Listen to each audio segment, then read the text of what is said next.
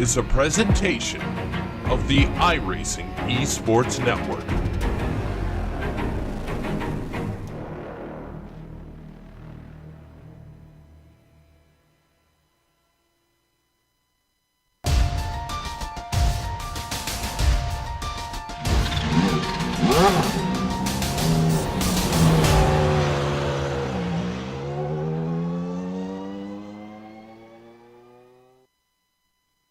What an unusual season it's been. The two dominant forces, Mick Claridge and Michel Dudignan, have not lacked speed, but certainly seem prone to bad luck and mistakes.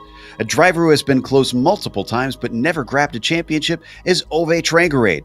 Capitalizing on the topsy-turvy results of all those around him, the Norwegian is placing himself in a prime position to finally snatch the crown. Can the rise of Dave Price upset his hopes? We'll find out soon as we get ready to watch Round 4 of the Lotus 49 World Cup, and you'll see it all live here on the Global SimRacing channel and the iRacing Esports Network. Hi, I'm Joe Peak, and with me in the booth is Johan Vandenbelt. Behind the scenes is our director, the Dr. Amjad Yaman, and he's using cameras provided by Dougie Beard. Johan, Road America should provide a stark contrast to last week, from one of the toughest tracks to pass at to a circuit rife with opportunities. You're absolutely right, Joe. The long straights and big braking zones of Road America will offer plenty of overtaking opportunities for the drivers today.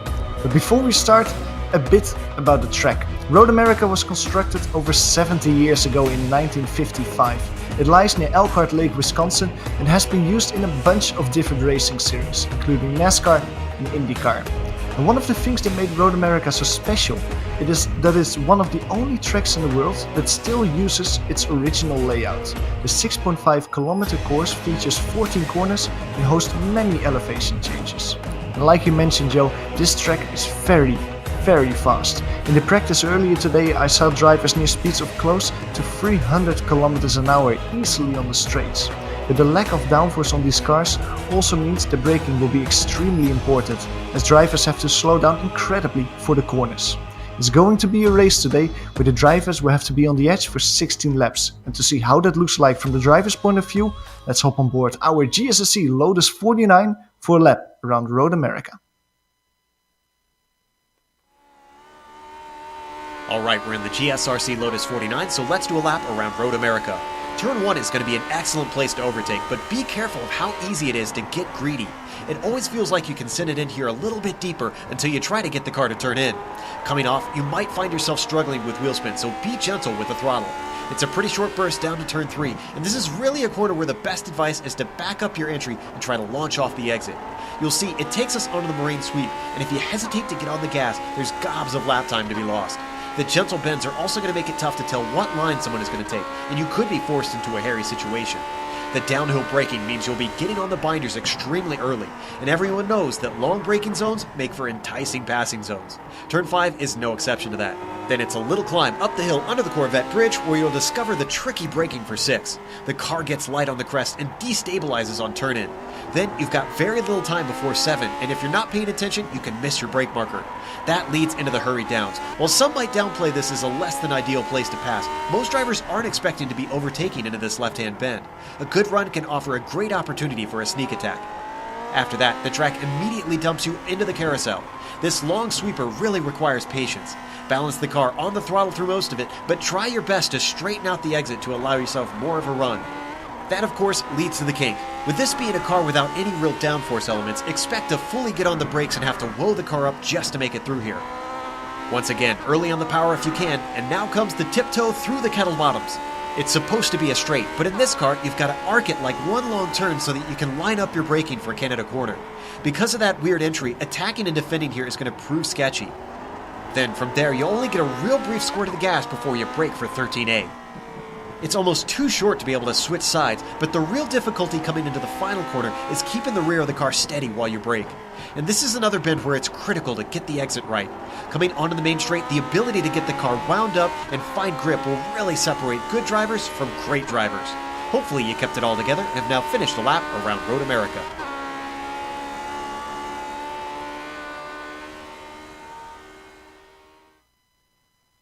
There you see a relatively long lap around here, even with the high speeds that they reach in the Lotus 49. Now, let's take a glance at the championship since we have to wait for those laps to come in on the qualifying. And it's been a very odd one. You can see Ove Trangrade sitting up at the top because he's had a first and a second in the last 2 rounds. He didn't have as good a result in the first one, but still, he's been helped out. But look at Dave Price jump up the order with that first win on the broadcast races. That still keeps him way behind, 32 points behind Ove Trangrade, but he's coming. Nicola Kochi jumps up to 6, and Marco Kika jumps up 2 positions as well. Daniel Sadro dropping down 2. Now, that is mostly because of the jumbled points that we had from Talladega in the second round. That really produced some unusual results there in that race. Now, we also have the F2 championship that we follow. Johan, what's that look like after all that? Well, the Formula 2 Championship is Marcellus Breuning leading the rest of the field with 24 points. He has been very consistent so far, the American, scoring twice 10 points. A little bit less good in Brands Hatch last week, but he's still quite a bit ahead of Rob. He is currently 10 points behind him. Simon Shaw, he's one of the famous names that we see a lot on this broadcast. He's currently sharing 3rd position with Hideko Koivisto. And there's several drivers tied for 5th place, and shoots Sean Pellick and Jason Wallet. So we also have a Constructors' Championship, and as we take a look at that, Claridge and Price have done a good job this season of getting themselves up to the front. But look at Trangrade, just by himself, only 3 points separating them.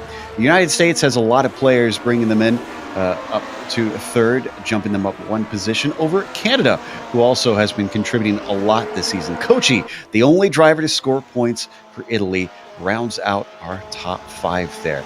Because of Michel Dudignon's poor results so far this season, you do not see France. He's usually the only one contributing there. What about the race details? What are we looking at for today in case any of our new IESN viewers aren't familiar with the Lotus 49 series?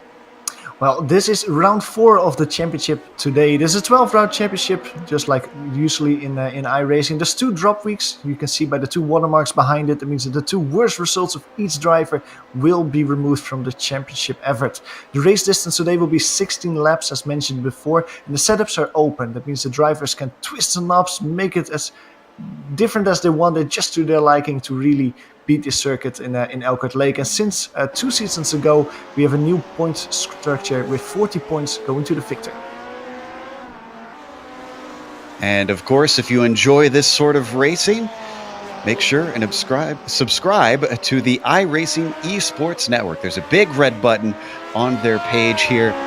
Make sure and click that. You won't miss a moment on their feed, as you'll get all the racing, including all the championship series. Now, we've got a few times on the board. Michel Dudignan, no surprise here. He is currently on the pole.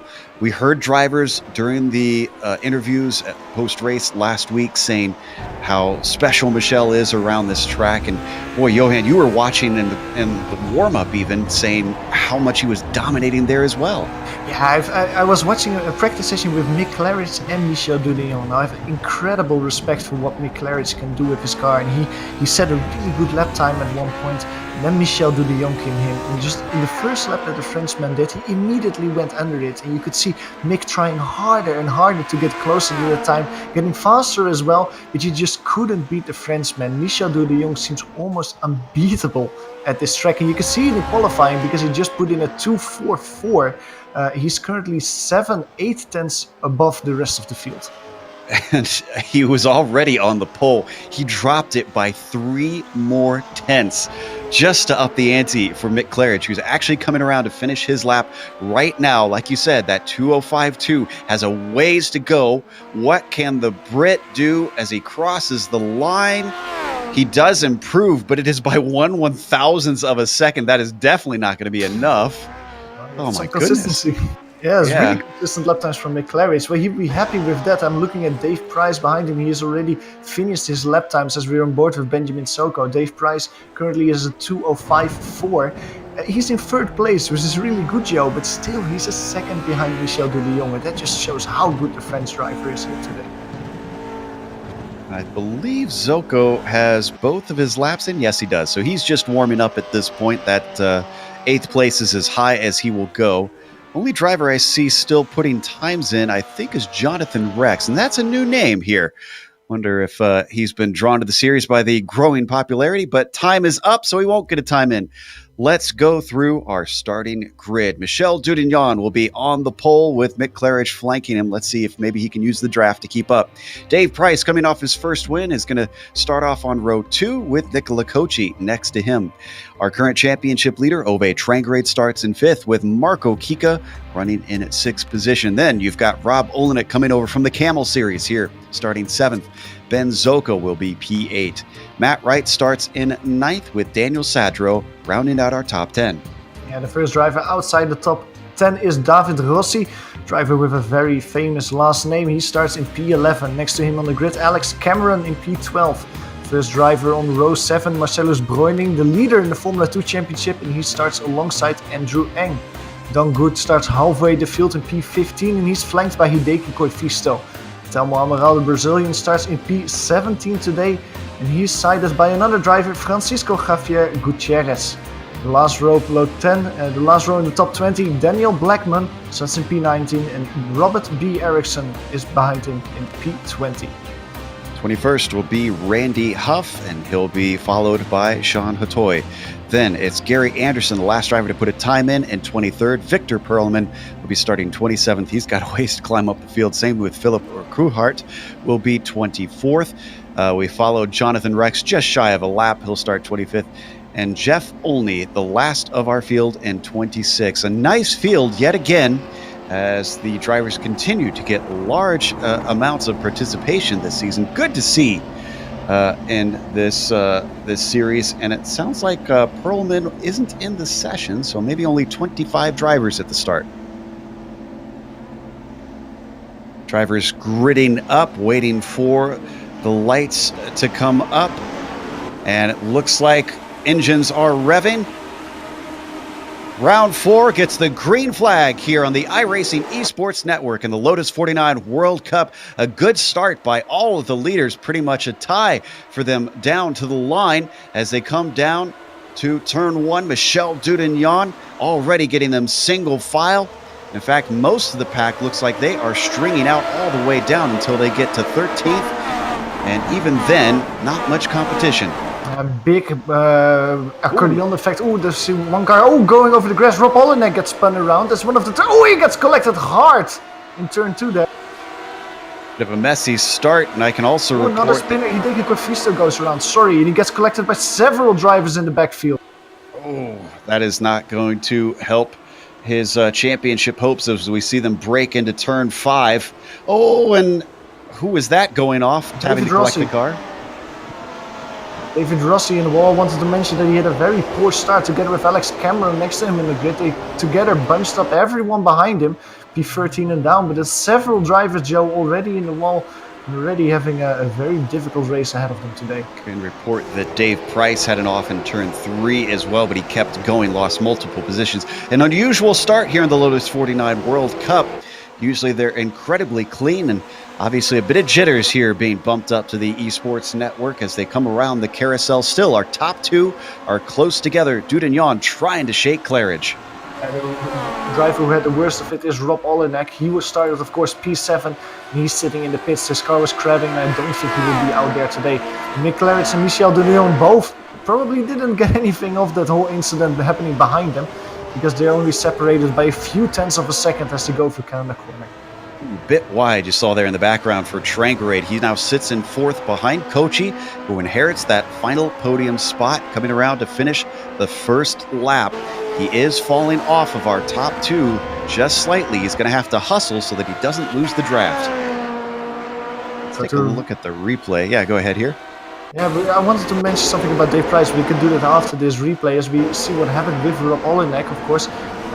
He was hit from behind in turn 2. He started to spin. He tried to hold on to his car, but he just got completely throttled by someone behind him here, as you can see. And that really has ruined his suspension and his hopes for a victory today.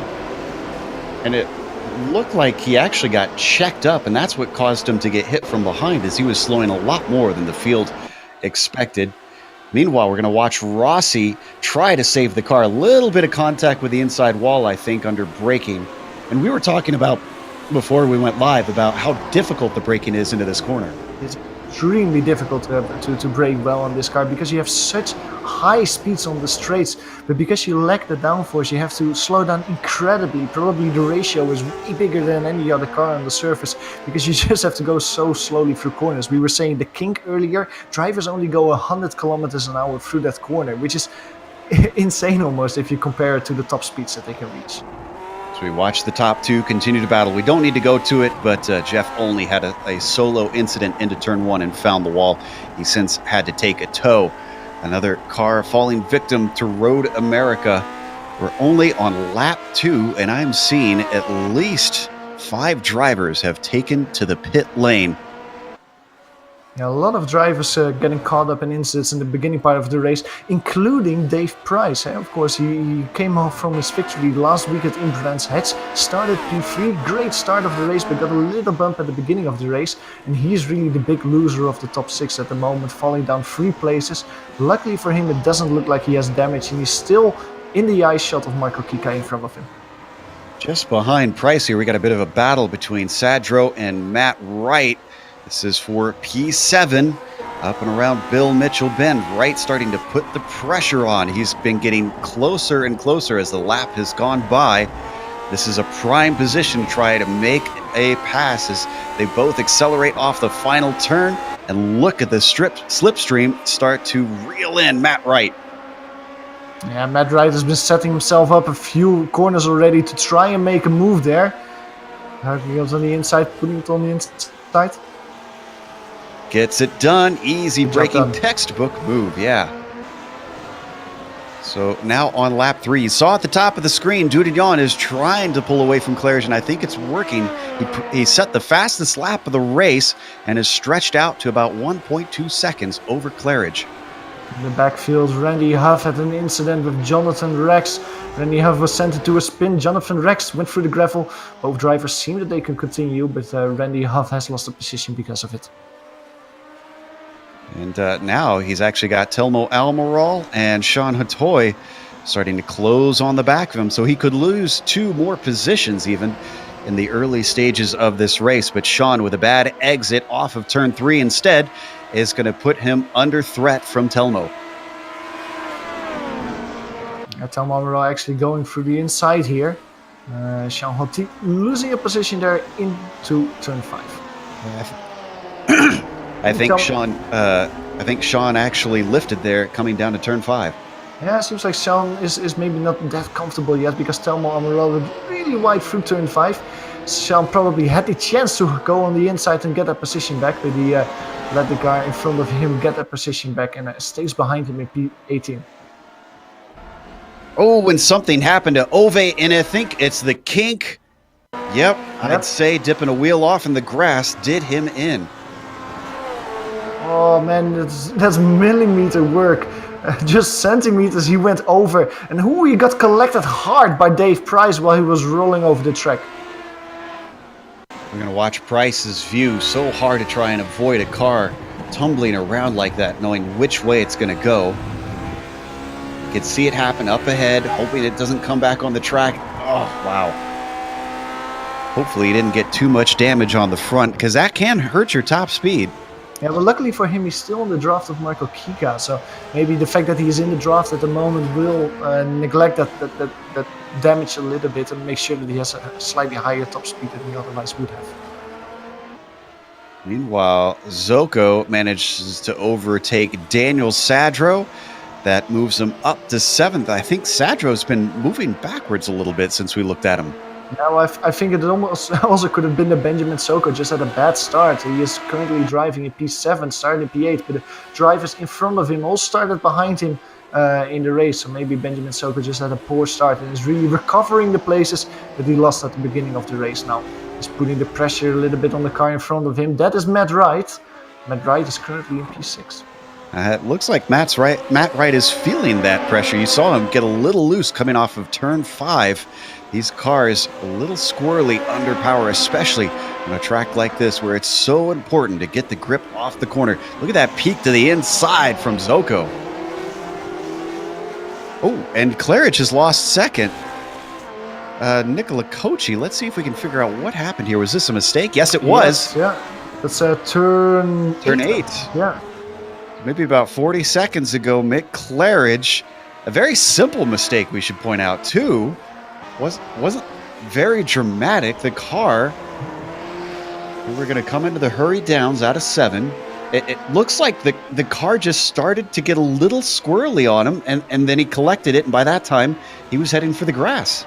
This is a really strange moment, because this is not really one of the corners that you expect a problem in these cars, because you approach it with slower corners. But like you say, the car just got loose. It seems like he had to correct himself several times, and then once he hit the grass, he just slides over it, does everything in his power not to collect himself in the wall, but he loses 1 position to Nicola Kochi. Gets it back going once again. Boy, the Italian faring well here at Road America, but I guess that's no surprise since they tend to fare well at their home track in Monza, which has similar qualities. Yeah, Benjamin Soko gets that position from Matt Wright into turn 1 there. Really setting himself up, as you said, Joe. He was really making the moves, putting him under more and more pressure, and now makes it stick. And the Australian elevates himself 1 position. I was just looking at the same thing. Zoko really taking his car forward. Going to be a longer gap for the next one. It is about 6.5 seconds up the car in 5th. Dave Price, who's in a battle of his own, actually. Right now, I'm not sure if they swap positions down into 5. Marco Kika and Dave Price trying to sort out P4. Another driver that just retired is Philippe Urquhart. Philippe didn't set a qualifying time, started in 24th position, but just stopped on the outside of turn 1. Maybe he had some personal matters to attend to, but he was all the way in P12. He already got 12 positions back, sitting now in the pits and falling like a stone. Sad to see so many drivers have to retire early. Usually we get plenty of them making it to the checkers. We're only on lap 5 as we continue to watch this fight between Price and Kika. Let's watch them go through the kink once again. Just how much the cars have to slide through there. No real advantage between them, although I think the slipstream is helping Price close slightly down towards Canada. Yeah, Price is putting the pressure on Kika a little bit. Maybe he just spent some laps trying to see what the damage did to his car, how it still handles, and now he has the confidence back and he's trying to put Marco Kika under more and more pressure. Now this is probably one of the best overtaking maneuvers if you can set yourself up very well through turn 14 here. Look at him close down the gap.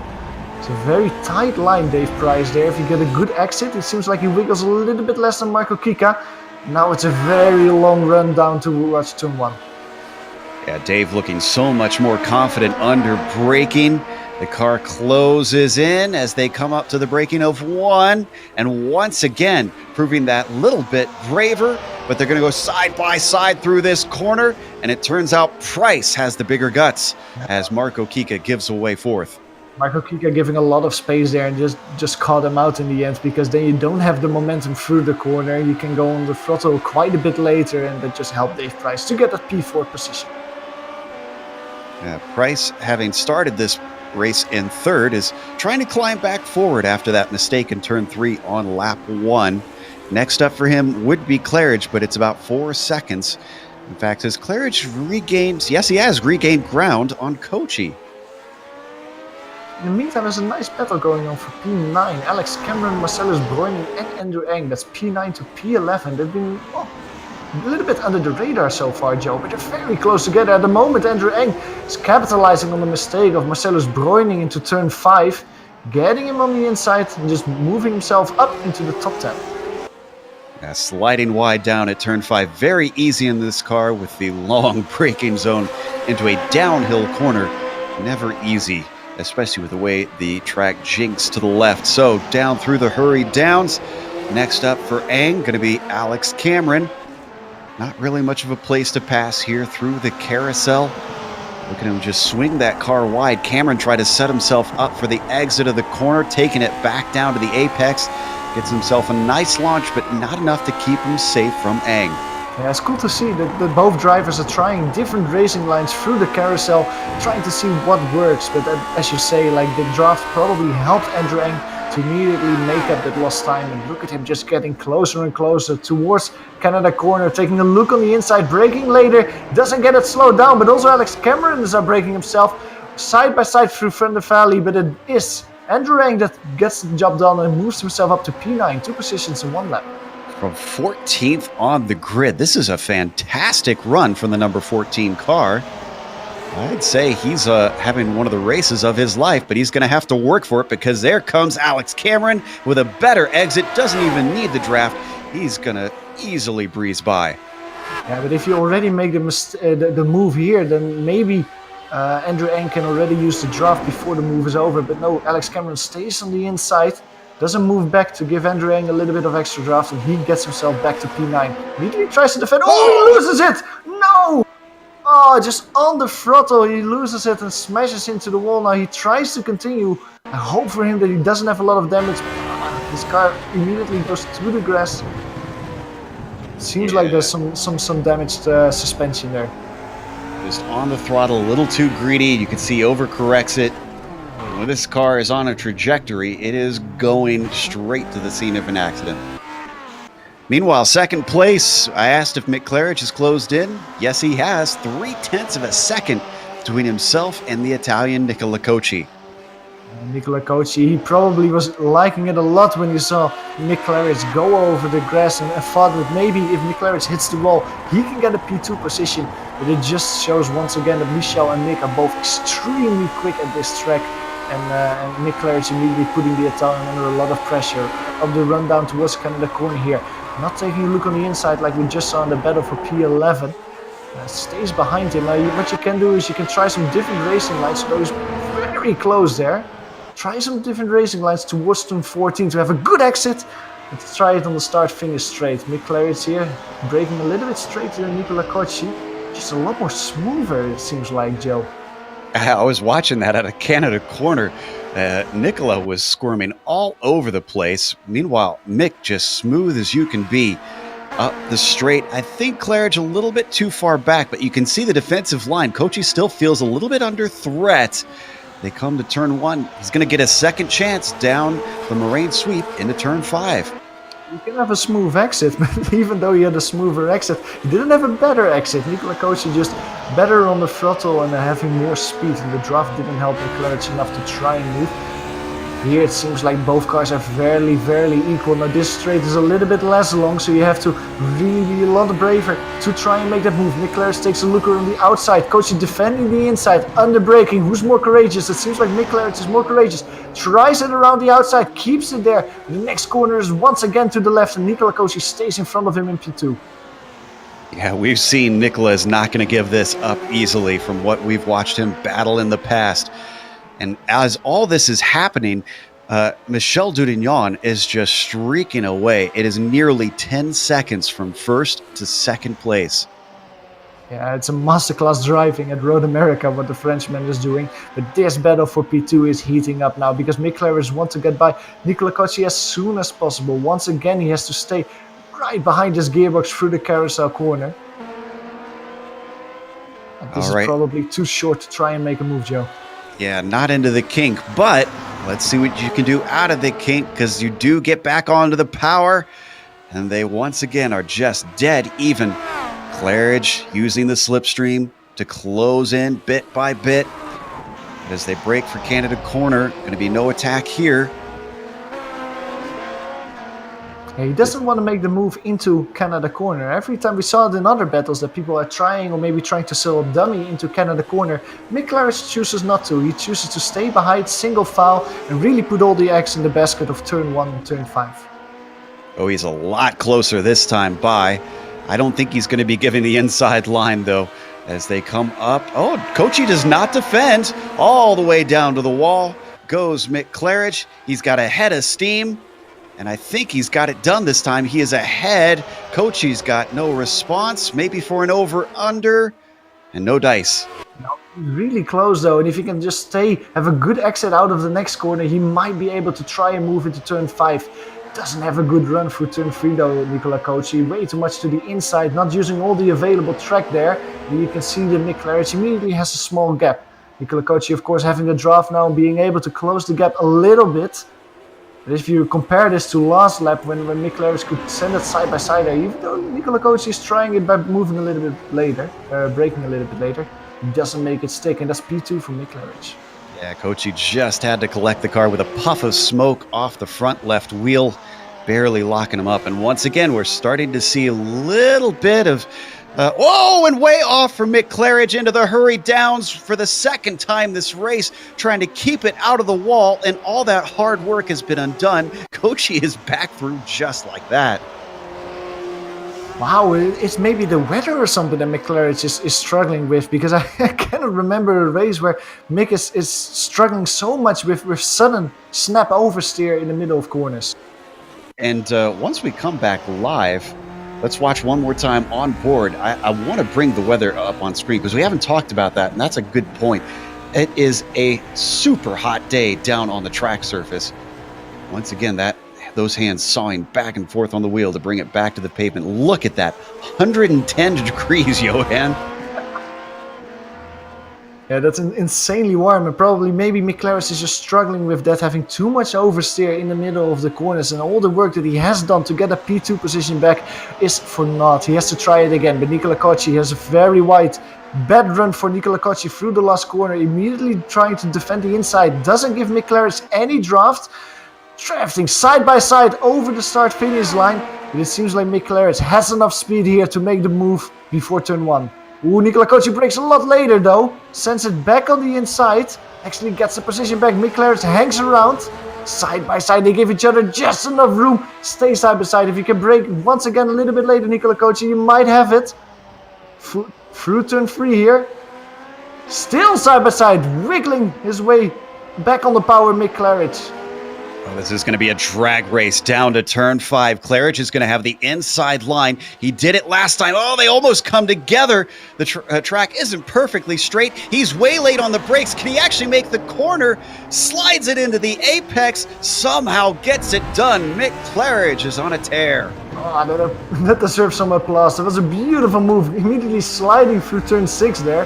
What a great move from Mick Claridge to get to be so courageous under braking and to get your car slowed down as well, just on time to make the move stick. Oh, Nicola Cochi behind him, we saw on camera, almost losing it in the same position as Mick did last lap around. And now let's see if Mick Claridge can stay in this P2 position. He is getting to both drivers, but down in 9th position, Marcellus Bruning and Andrew Ang are still battling. We watched them fight a little bit earlier. Marcellus must have gotten that position back when we weren't looking as they come through turn 6. And we are halfway through this race at this point. Through this race, because these drivers are fighting like it's the last lap. Andrew Ang trying still to get that position back. Andrew Ang, we mentioned it before, of course, having a great race, making up 4 positions so far. Marcellus Bruning likewise, making up 4 positions so far. And for Marcellus especially, it must be a great feeling, leading the Formula 2 Championship and then also just probably extending your lead even more by having a good result like this in Road America. Absolutely, as we watch these two fight, swinging through the kink one more time. Don't think they're close enough for a pass. So a little bit farther up the field, Dave Price finds himself unable to shake Marco Kika. The Finn really wants to get himself back up to P4, and I think he's going to have a chance. Yeah, Marco Kika taking a look on the inside here. Of course, Dave Price was behind him. He probably has passed the Finn a few laps ago. We mentioned it before, Joe, that the damage that Dave Price had and that it might hurt his straight line speed. Well, it might actually be the case because he is not able to shake off Marco Kika once he is without a draft. And the Finn just keeps putting him under pressure and tries to make moves to get a P4 position back. Yeah, he's going to follow in his tire tracks down to turn 5. Once again, Price a little bit defensive down into the corner, trying to keep Kika behind. And you know what I love about what we've been watching today, Johan, is that this car has a bit of a reputation of being so difficult. I think people maybe anticipate you can't really have side-by-side racing or hard racing. I think we've been seeing the myths dispelled here today on the iRacing Esports Network. Absolutely, this car is great for racing. It is a difficult car to drive, and especially if you're used to maybe downforce cars, it is quite a different cookie, and you really have to get used to that. Oh, sorry, Mick Claridge once again in the wall. Yeah, this time he actually found the tires. They were side by side in the carousel. And that actually was because Claridge had a little bit of an off in 8. It slowed him up. That offered an opportunity. Under pressure, he finally cracks. But again, that snap oversteer. Luckily for him, he can continue though. He's right behind Marco Kika and Dave Price. That car is damaged though. Yeah, he has a lot of oversteer in the middle of corners, and I think that Mick Claridge will or go to the pits or will be very slow for the remainder of the race. Up at the top of the screen, we've been seeing flashes of purple. This whole time, Dudignon has been making it look like child's play, setting fastest lap after fastest lap. And he is now 16 seconds ahead of Kochi. This is Michel's race to lose. Yeah, absolutely. Michel just has to stay calm because he has 16 seconds in front. Oh, sorry, P3 at the moment. Side by side, Marco Kika sends it on the inside of Dave Price through turn 1. The Finnish driver is a lot closer than he was last time. Doesn't make it stick yet though. Through turn 3, Dave Price a little bit more courageous on the braking. He stays in front, but now on the rundown towards turn 5. This is another opportunity for Marco Kika, and especially if Dave Price has the damage and is slower in the straight line. You can see the Finnish driver creep a little bit closer, using the draft for trying. Will he try to send it on the inside? No, Dave Price blocks him off beautifully. Good defensive maneuver for Dave Price. The Finnish driver has to stay behind him for one more. And we have a pass for P9 that we just missed. That was Ang and Marcellus Bruning. And actually, it swapped back. Looks like Bruning retook it into turn 3 of all places. It looks like Ang's going to try and come back at him up to the outside of turn 5 much later on the brakes. Can he get it woed up for the corner? That car is coming in awful hot. It slides sideways through there, and somehow he collects it together in time. It didn't help that the car behind him also started to slide a little bit, so some synchronous sliding there. Beautiful racing between both Marcellus Bruning and Andre Eng here for P9. Oh, and poor Don Good must have had an issue because he's taken it to the pits. I'm not sure what happened there. Donnie B. Good has elected to end his race, and I don't see a problem for him, so we'll have to report on that later exactly what happened. He's coming back out now, so it must not have been too bad a damage for the car. Maybe he had some miscalculations with fuel or something like that, left his qualifying fuel in. Anyway, for P3, Dave Price and Marco Kika are still going at it because the battle for P4 is now a battle for podium position. When the champagne is on the line, the stakes are even higher. Marco Kika once again in the draft of Dave Price, once again getting closer and closer to turn 1. Trying to move around the outside, it seems like now. Dave Price defending the inside, the Finnish driver braking a little bit later, very courageous, having a lot of momentum on the outside, but his car starts to slide. Then you lose the momentum, he doesn't make it stick. He immediately moves to the inside to try and move in turn 3, takes a look, brakes a little bit later, forces Dave Price to make a move wider. Doesn't make a stick, but look behind him, that is Mick Claridge. His car is damaged, but his car is not damaged enough that he has to give up a fight for a podium position. Yeah, but he's been sliding all over the place. I have seen that car sideways through so many corners. So he is a bit of a danger for these guys coming in. He's got to be careful and tiptoe through this fight, even if he is faster. So your order right now: 3rd, Dave Price; 4th, Marco Kika; 5th, Mick Claridge, all fighting for a podium position.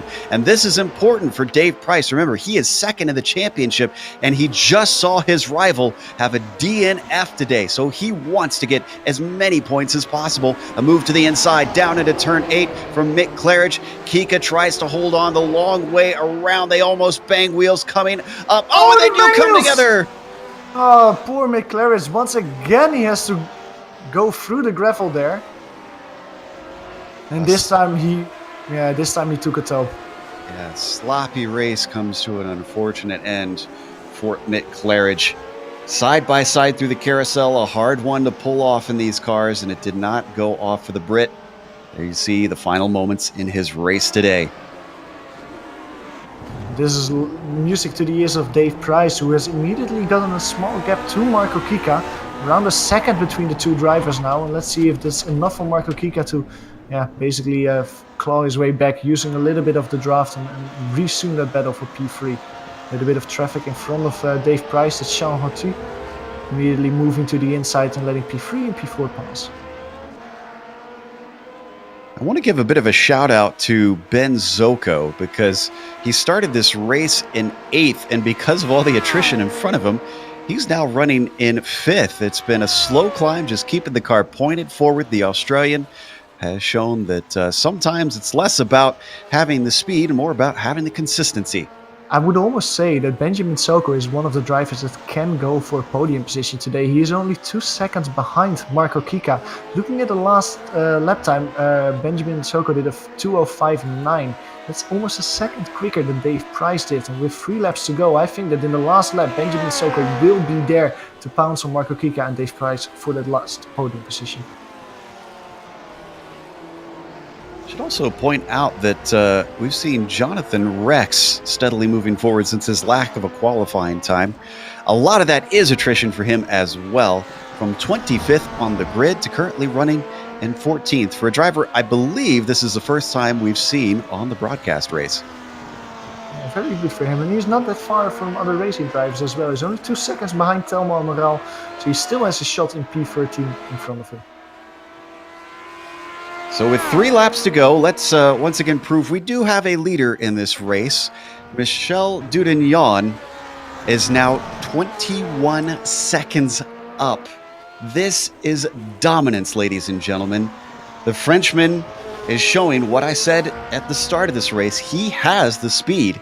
Today, he's finally proving that he's also able to cut out the mistakes and get himself up for the top step of the podium. I think that Michel Dudillon is just in such an amazing flow at the moment. He's doing 2:04s consistently, very happily. His quickest lap time of the race is even quicker than he was in qualifying. So that just shows what kind of a good feeling Michel Dudillon is in at the moment. Just extremely consistent and extremely quick. And also over a second quicker than the rest of the field. Someone's going to have to fix up a plate of hot dish because he's making himself an honorary Wisconsinite out here at Road America. As we jump back to Marco Kika, still trying to keep ahead of Benjamin Zocco. Hopefully that damage with that contact won't cause him too much trouble, but Ben is hoping the opposite. He has been hunting him down for a number of laps now. And again, last time around, Benjamin Soko was 0.7 of a second quicker than Dave Price. So the Australian really has to hurry up.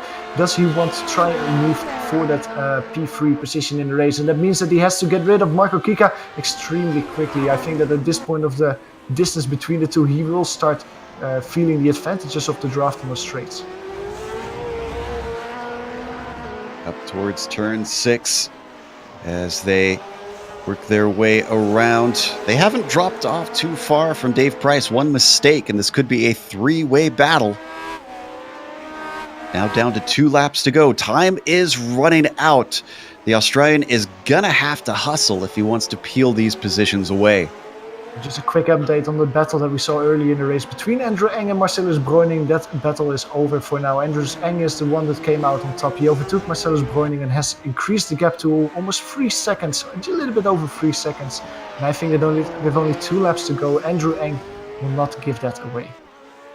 If I'm not mistaken, I think some of these paint schemes are still left over from that 1966 Indianapolis Grand Prix, Indianapolis 500 that these drivers picked up for the Talladega race, which makes me happy. I love some of these paint schemes. They just look so appropriate on these cars. Appropriate is exactly the correct word for it. Just a little bit of history extra to these very historical cars. The final lap is underway. Michel Dudillon has crossed the start-finish line for the penultimate time, but Benjamin Soko will be giving it everything he's got to get that P4 position away from Marco Kika. He's 100% in the draft now, but I think, Joe, the gap is a little bit too much to try and make a move in turn 1 now. Yeah, he's going to have to wait for turn 5. He sticks his nose in anyways, trying to just get a little bit psychological with Kika. It does cause a slide from the fin. That brings him a little bit closer. So, could he have an opportunity into turn 5? The exit from here is going to make the difference. They're both solid, maybe a little better for Marco Kika. I don't think this is close enough yet again.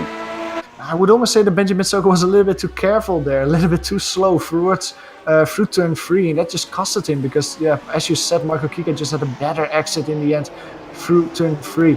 Turn 5, once again Marco Kika is just sliding a little bit, and you can see that the distance between the two cars immediately shrinks. Turn 6, Benjamin Soko looks on the inside, both cars get very loose. The distance grows a little bit bigger, and the disadvantage of Benjamin Soko. Yeah, he's going to have to get his car back up there for this part of the track to Canada corner. He'll get one last try on the main straight. We have seen passes happen, but Michel Dudignon has no such worries. The Frenchman comes around through Bill Mitchell Bend. One more corner to go. And a dominant drive, a return to form for Michel Dudignon as he accelerates up the hill to take the win in round 4 here in the Lotus 49 World Cup. What a great drive by him. I want you to take the words from my mouth. Extremely great drive by Michel Dudignon there. Now my ooh that you heard was almost for Benjamin Soko, who put 2 of the wheels on the inside of the grass in the carousel corner, almost lost his car. And if you look at him at the moment, you can see that he lost almost all the distance that he had made towards Marco Kika. I don't think that it's enough, but as you can see, Nicola Cocci will come home in P2. Dave Price will come home after a tumultuous race with several contacts in P3. Marco Kika in P4, and Benjamin Soko has to stop his charge in P5. Let's not forget Matt Wright. Remember, he started this race in 9th. He's going to come home in 6th. This has been a well-earned run for the number 13 car, punching above his weight a little bit, I should say, considering that his I rating puts him down with the number 13. So that'll be a nice little haul of points for him. And we'll follow him home in 8th. Well, talking about an I rating game, look at Marcellus Breuning. He's only ranked as the 22nd driver out there today. But he comes home in P9 after that good battle with Andrew Eng. And he solidifies his Formula 2 lead with a second place out here today. So we watch Alex Cameron get himself a top 10. We should point out, this is the first race all season of the broadcast races of the Lotus 49 that is not split. This is great participation this season. Love to see so many drivers out in this beautiful car. Rex is going to be our last driver home, so as he finishes up, we are going to take a little break here on the Global Sim Racing channel. We'll come back with the official results as well as driver interviews, but stick around because on screen you're going to see all the upcoming races on the GSRC.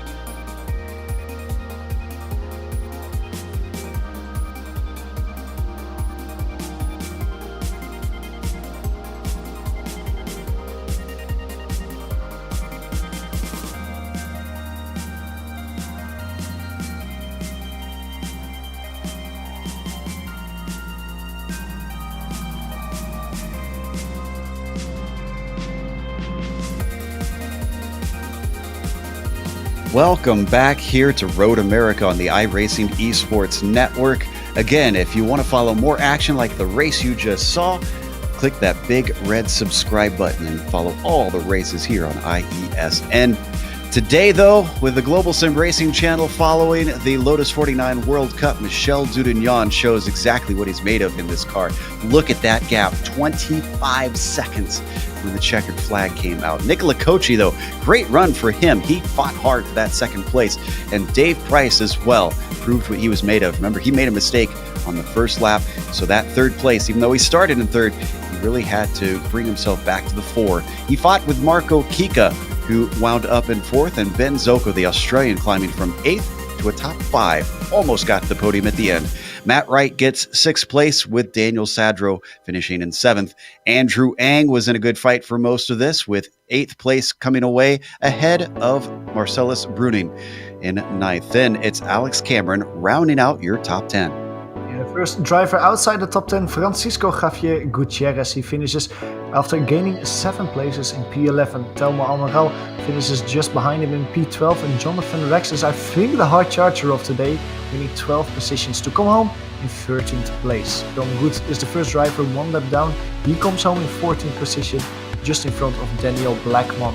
Sean Hotois, he comes home in P16, just in front of Rob Olenek. Mick Claridge, we saw him basically fight for the victory or fight for podium positions the whole race long. The final contact in Carousel Corner retired him, and he only is classified as 18th. David Rossi is 1 position behind him in 19th, and the last driver in the top 20 is Randy Huff. And we are now solidly into the cars that DNF. Philippe Urquhart in 21st, Gary Anderson 22nd, Jeff Olney in 23rd.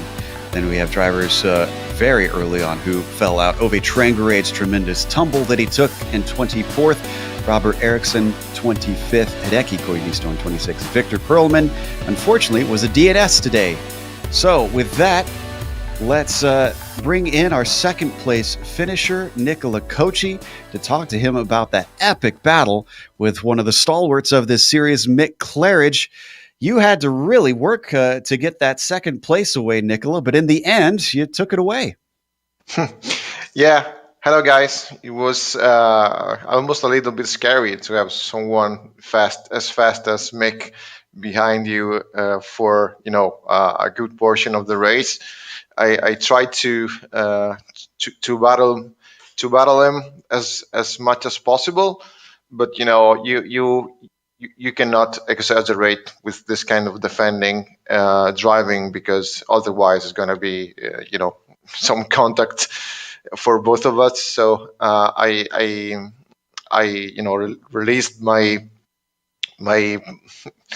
pedals a little bit, but he was keeping to do some unusual mistakes for him, and I think he had some kind of technical issue, because after that it just retired, and I think he has some issue with his headset or something like that. Yeah, we were debating that as well, if it was a technical issue, or the other thing we were curious about is, even though it wasn't too hot in the air temperature, 84 degrees, on track, 110. So, I mean, how did it feel out there? Because it looked like a few drivers were slipping and sliding. Oh yeah, I was sliding a lot, and with this high temperature, it's never easy to go on the gas. And I even had a little bit of an issue. Maybe my only mistake was on the first lap when I tapped the back of Dave. I'm really sorry about that, because it was just like I was surprised a little bit, because on the first lap, of course, he tried to do the corner safely, but it was on the brakes like a tiny bit before I expected, and I tried to slam the brake, but I locked up my wheels a little bit, and I was only able to give him a little bit, like a very tiny bump, but that was enough to make it turn around, to make him turn around. And I'm really happy that he was able to recover for that, because otherwise it's going to be, I will be even more guilty, Yeah, it looks like there was no hard feelings. Also, a big thank you to Johan feeding me. It's 43 degrees Celsius for all of our European viewers. Was that Thank you. temperature? Yeah. uh, so obviously, we're on the iRacing Esports Network now. You're the only Italian out here today. Do you think this will bring any more of your countrymen out for this classic car? I hope so, because this car is a blast to drive. It's some of those super basic car that needs a lot of sensitivity and skills from the driver, and this is gonna help everybody to drive faster any other car. So this race, Daniele was not able to make it because he's I think is racing the GT3 somewhere else. So yeah, the only Italian, and but I really hope that this car gets a little bit more noticed, not only by Italian but by everybody. Absolutely, and that's the Petit Le Mans happening simultaneously right now. A bunch of us have teams running. Thanks for the chat, Nicola. Congratulations on a second place. Thank you, Guy, and congratulations for you as well, as you are in the new network, and I'm sure that you're gonna do an awesome job. Oh, thank you very much. That was Nicola Kochi, second place finisher here in the Lotus 49 World Cup at Road America. Up next, Johan's caught up with Dave Price, our third place finisher. Yeah, Dave Price coming home in third place today. Now, Dave, we just heard of Nicola Kochi basically telling him a little bit about the incident in lap 1. How was it from your point of view? You, of course, got bumped in P3. Nicola's point of view was that there was a little bit earlier braking than he expected. Did you brake a little bit earlier at that point in the race to maybe conserve yourself towards turn 3? What happened? Yeah, hi guys. It's lap 1, second turn. I just wanted to give a bit of room to the car in front, and it doesn't particularly help you getting too tucked up tight at that point. You can't really get a run out on the guy in front, so I was a bit conservative, and I think he just caught Nicola out. It's no big deal. I ended up finishing third, which I think is probably the best result I would have got today anyway, even if I'd been in it. It's a shame because I think I picked up a little bit of damage on the car because I had absolutely no pace in the race. But still had a lot of fun. Good battle with Marco there. And yeah, another podium.